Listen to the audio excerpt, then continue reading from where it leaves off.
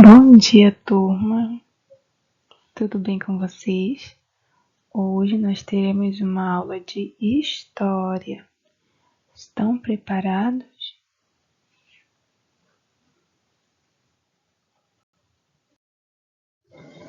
Então, hoje nós iremos aprender sobre a nova ditadura e a redemocratização no Brasil. Por que nova? É porque lá na era Vargas, o Brasil viveu uma espécie de ditadura, não é mesmo? Então, vai acontecer novamente isso, quando uma pessoa, um grupo de pessoas querem mandar de todos os jeitos, tá certo? E também vai acontecer uma redemocratização.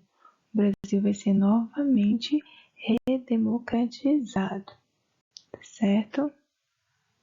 Ou seja, é quando as pessoas agora elas têm o direito de votar, de escolher seus representantes, de escolher quem é que vai ser o presidente, como é que vai ser dirigido o Brasil, tá bom? Vamos ver como aconteceu todo esse processo.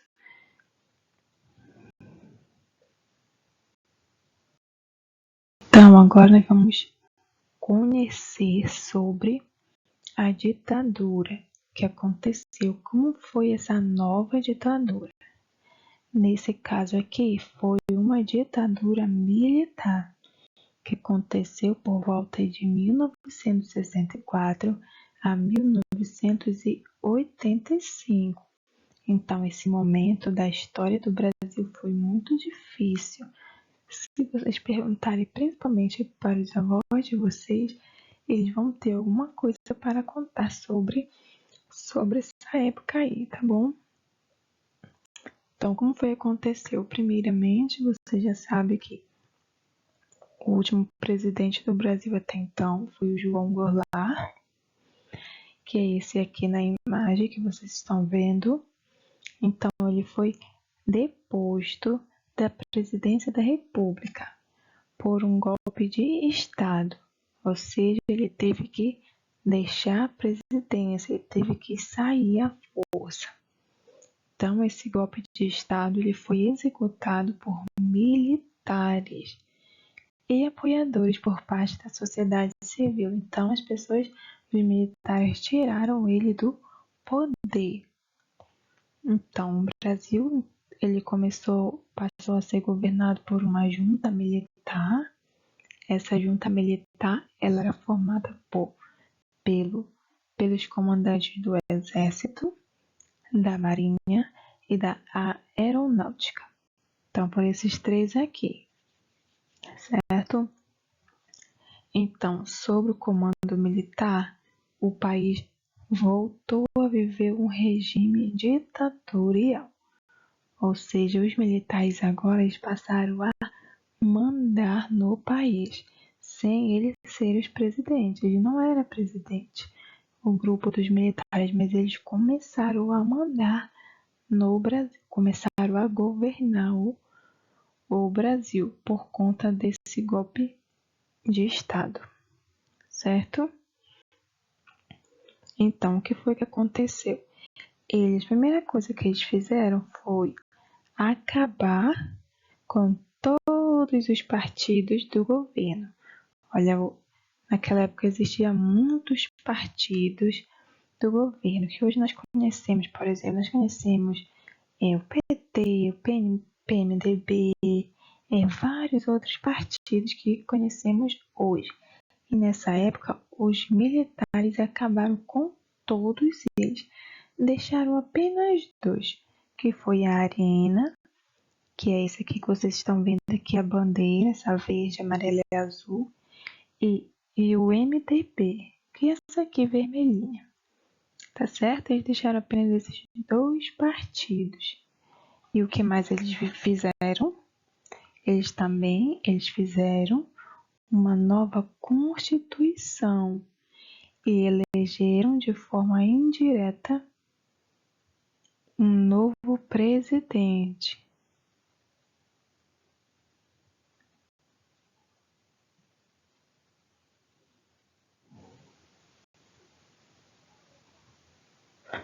E esse presidente aqui foi o Marechal Arthur da Costa e Silva. Então, o Marechal ele era um militar, então ele foi escolhido pelos militares para ser o porta-voz, para ser o presidente agora do Brasil. Então, ele foi eleito de forma indireta. As pessoas não votaram lá para escolher ele, mas ele foi escolhido pelos militares. Então, o Marechal, ele começou a governar, ele foi uma pessoa assim, teve um governo bastante rigoroso. Ele começou a reprimir as manifestações populares de forma muito violenta, tá certo? Então, esse governo aqui dele foi muito violento.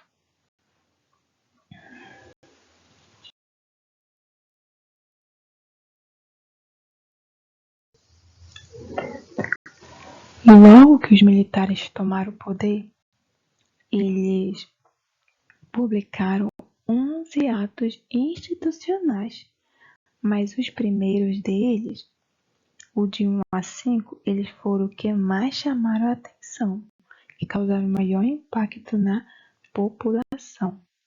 E eles numeraram da seguinte forma: olha aqui, o AI1, que representa ato institucional 1, o AI2, o AI3, o AI4 e o AI5. Vamos ver o que eles diziam. O AI1, ele dava pleno poder ao presidente e ele também podia caçar os direitos políticos. Então aqui o presidente ele tinha pleno poder. Ele podia fazer exatamente o que ele quisesse. Aqui é como se não existisse mais lei nenhuma. Só ele era a lei. Ele podia também caçar direitos políticos. Por exemplo, se tivesse um político que fosse contra ele podia simplesmente caçar esse direito. Ou seja, ele podia fazer com que essa pessoa perdesse o seu cargo, simplesmente por não concordar com ele. O AI2 aqui ele modificava as regras das eleições, tá certo? Determinava que o vice-presidente e o presidente eleitos seriam de forma indireta. Então, agora o presidente não seria eleito pelo voto da população, ele seria eleito por forma indireta pelo Congresso Nacional, que escolheu o presidente para o país. Agora, o AI3. O AI3 determinou eleições indiretas, que parecido com o AI2, né? Então, agora as eleições poderiam ser indiretas, sem o voto da população. Aqui nós temos também o AI3. Esse AI3 elaborava uma nova Constituição. Então, eles mudaram muita coisa na Constituição aqui. Agora, o AI5. O AI5 ele suspendeu a garantia do habeas corpus para os crimes de motivação política.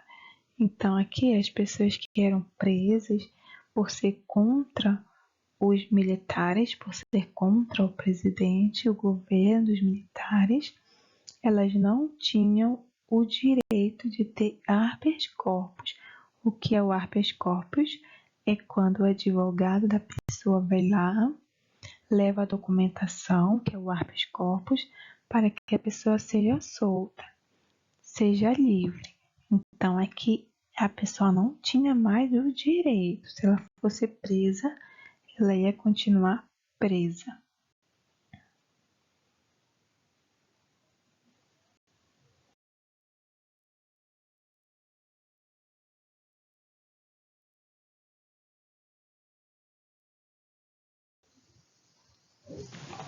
Então, como eu falei para vocês, os militares eles fizeram uma nova Constituição, que foi a Constituição de 1967. E eu destaquei aqui 3 pontos importantes. Aqui, a Constituição ela censurava os meios de comunicação. Então, foi nesse momento aqui que começou a censura. Então, nada que poderia ser contra o governo. Por exemplo, os jornais de TV não podiam ser contra, não podiam falar mal do governo. As músicas, elas não poderiam falar mal. Os artistas, nenhum tipo de artista poderia fazer alguma obra criticando o governo nas suas músicas, nos seus poemas, nos seus livros, nada. Aqui a censura era total. E quem desrespeitasse, né, seria preso. O que mais é que ele tinha? Pena de morte para crimes considerados ameaça à segurança nacional. Então, as pessoas que, segundo eles, ameaçavam a segurança nacional, ou seja, as pessoas que faziam rebelião, pessoas que faziam protestos na rua, pessoas que eram contra mesmo o governo, elas poderiam ser presas e receber pena de morte nessa época aqui. E o que mais aconteceu aqui? Restrição do direito de greve. Então, aqui as pessoas elas não podiam, os trabalhadores, eles não podiam fazer nenhuma greve, tinham que trabalhar mesmo, às vezes não recebendo bem, não tentou seus direitos, mas eles tinham que trabalhar, porque a greve aqui, ela foi vista como ilegal.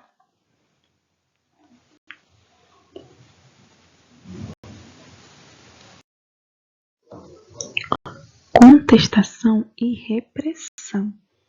Olha, durante as décadas de 1960 e 1970, as cassações dos mandados, as prisões e a censura aos meios de comunicação passaram a ser comuns no Brasil.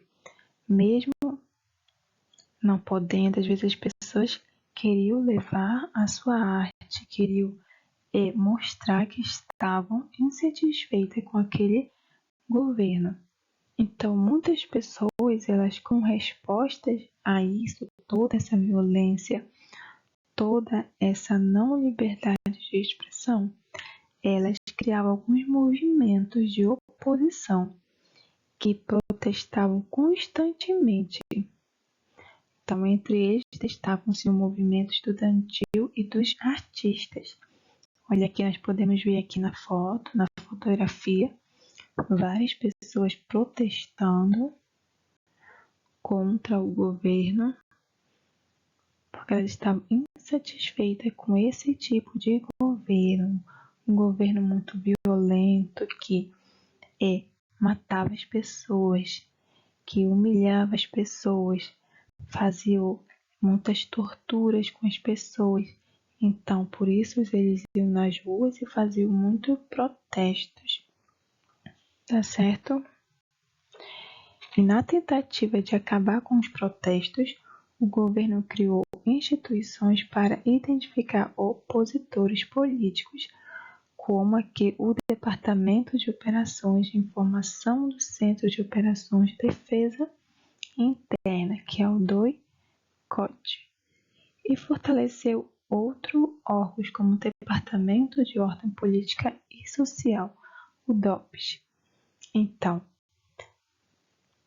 o DOI-CODE identificava as pessoas, criava arquivos e guardava informações, principalmente sobre atividades artísticas, intelectuais e políticas, que pudesse contrariar o governo. Já o DOPS reprimia ações políticas contrárias ao governo. Então, era aqui que as pessoas elas eram presas, eram torturadas, devido serem opositoras ao governo, devido irem às ruas, protestar, se opor àquele tipo de governo, elas sofriam bastante repressões, elas sofriam violências, sofriam maus tratos, eram presas, eram mortas por causa disso. Então, muitas dessas pessoas, elas fugiam para outros países com medo de sofrer violência. Muitos artistas, muitos políticos iam se refugiar em outros países por medo dessa violência. Muitas pessoas também eram exiladas por força e outras se exilavam porque elas mesmas queriam. Então, exílio, quando falar em exílio, significa que a pessoa saiu do seu país para se abrigar em outro por medo da violência aqui, por medo dessa repressão. Até que em 1979 aconteceu a anistia. Então, a anistia aqui foi o perdão concedido pelo Poder Legislativo em que as pessoas eram extintas das consequências de um crime e qualquer processo referente a elas. Então, era como se essas pessoas fossem perdoadas pelo Poder Legislativo. Então, foi durante a anistia que muitas pessoas voltaram, para o Brasil, porque agora elas não tinham mais medo de sofrerem violência, de serem mortas, porque agora elas estavam, segundo a lei, elas estavam perdoadas.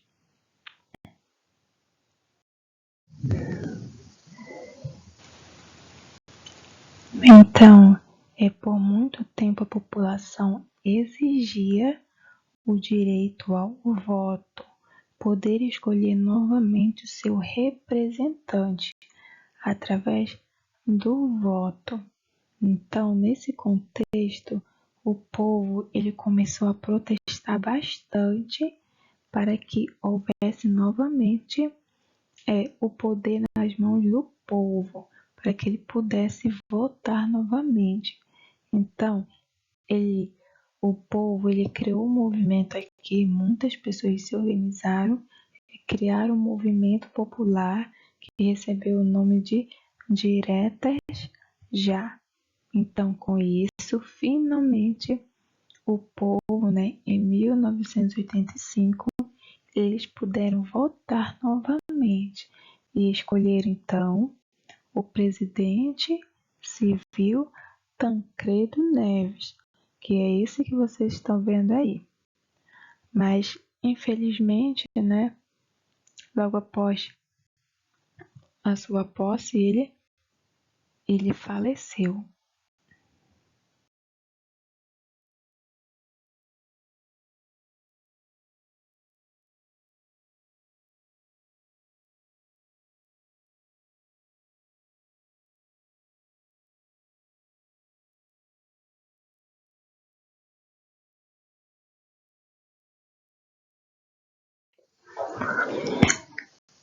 Então, com a morte de Tancredo Neves, o vice-presidente dele era o José Sarney, que é esse senhor aqui. Então, com a morte dele, do Tancredo Neves, ele assumiu a presidência. Ele tinha como objetivo aqui reduzir a inflação no país. Nesse momento aqui da história, o Brasil estava vivendo uma inflação muito alta. E o que é inflação? A inflação é o aumento persistente, um aumento muito alto dos preços das mercadorias. E o Brasil estava vivendo esse momento aqui. Por exemplo, as pessoas recebiam seu salário e elas corriam para o supermercado para fazer suas compras, porque às vezes pela manhã o preço de o pacote do leite, por exemplo, estava a R$2, à tarde podia estar R$20. Então, muita diferença. Então, as pessoas elas acabavam de receber e já iam comprar para procurar o melhor preço. E isso tudo estava acontecendo no Brasil, então o salário não dava para comprar quase nada. Então, para tentar diminuir essa inflação, o presidente ele criou um programa chamado Plano Cruzado, um pacote de ações que, entre outros, determinava a criação de uma nova moeda, que era o cruzado, que substituía o cruzeiro. Nessa época existia o cruzeiro, então o Plano Cruzado trazia uma nova moeda, que era o cruzado, certo? E o que mais que ele fez? Ele trouxe também o plano verão. O plano verão, ele também tinha o objetivo de conter a inflação, por meio do qual foram feitas algumas reformas e instauração de uma nova moeda, que foi o cruzado novo, que substituiu o cruzado. Então, ele criou o cruzado e no plano verão ele criou o novo cruzado, tá certo? E essas mudanças também foram eficientes somente nos primeiros meses. Já no início da década de 1990, a inflação no Brasil estava tão alta que era chamada de hiperinflação. Então, nenhum desses planos que o Sarney criou aqui, ele conseguiu ter sucesso. Então, todos esses planos aqui não deram certo, tá bem?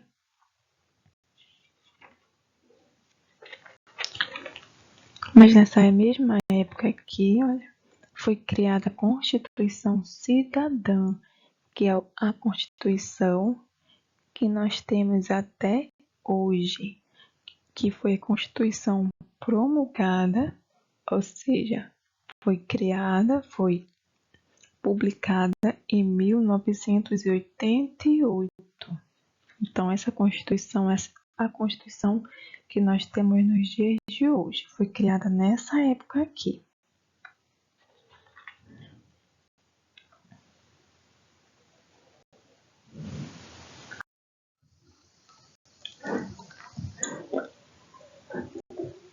Como o José Sarney ele não conseguiu acabar com a inflação no Brasil, agora em 1989 foi eleito um novo presidente, que foi o Fernando Collor de Mello, que é esse que nós estamos vendo aqui.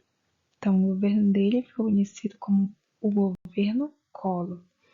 Então, ele tinha o objetivo aqui de diminuir a inflação e acabar com a corrupção, tá certo?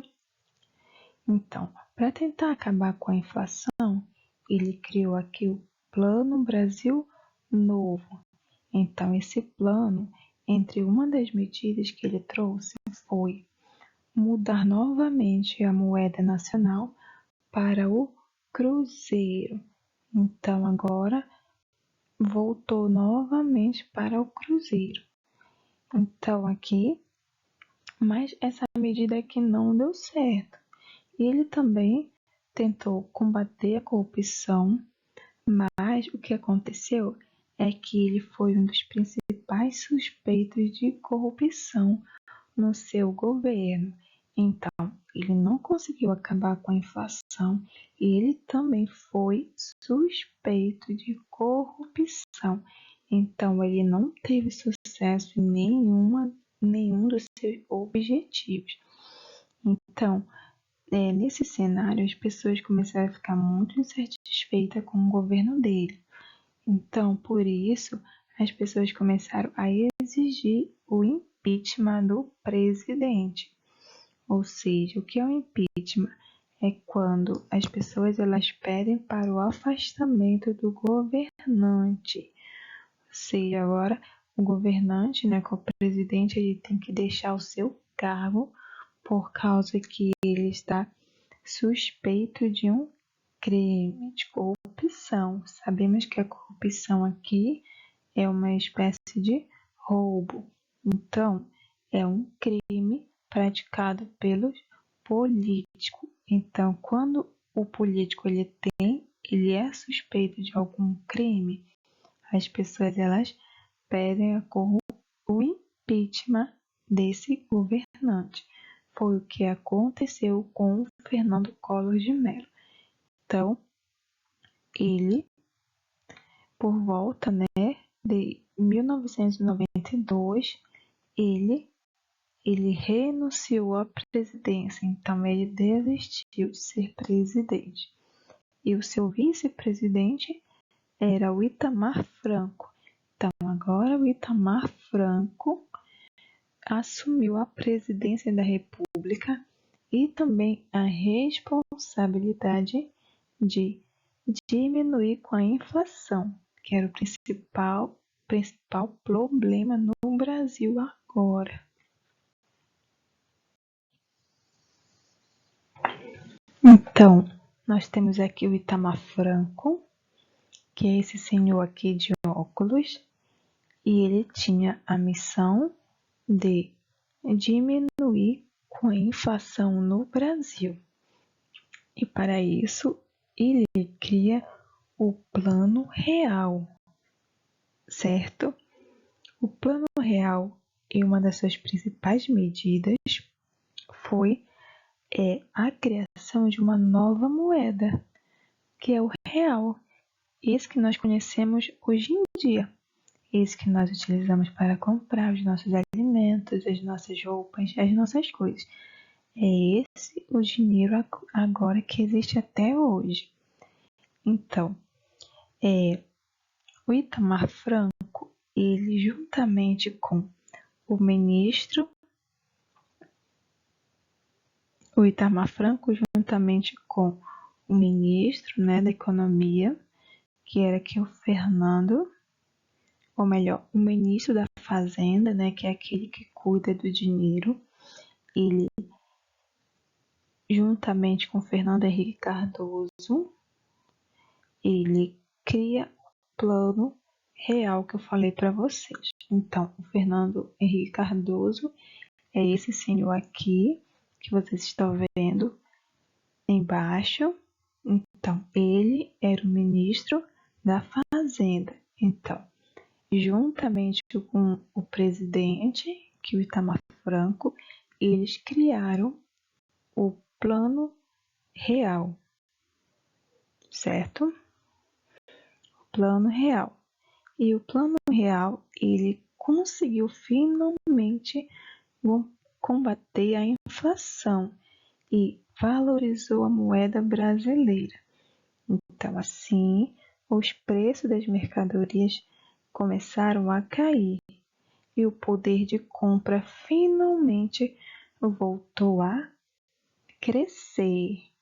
Então, o sucesso do Plano Real possibilitou ao ministro Fernando Henrique Cardoso, agora ele se candidatou ao cargo de presidente da República e ele conseguiu vencer em primeiro turno. E nessa época ele estava concorrendo com o Luiz Inácio Lula da Silva, que é o presidente, que foi mais tarde o presidente Lula.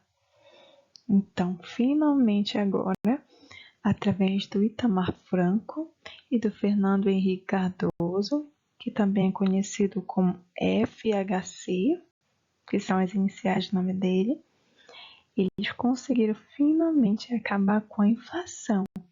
Então, agora, as mercadorias começaram a baixar o preço, um preço bem favorável, um preço que as pessoas poderiam comprar. Então, por isso que o poder de compra aumentou. As pessoas recebiam o seu salário e as pessoas poderiam gastar seu salário com várias coisas, comprar várias coisas agora, porque as coisas estavam bem mais em conta, bem mais baratas. Então é isso. Essa foi nossa aula. Eu não irei passar nenhuma atividade agora, mas em breve eu estarei mandando atividade para vocês. Então foi essa a história do Brasil até aqui, até o nosso plano real, tá bem? E até a próxima aula.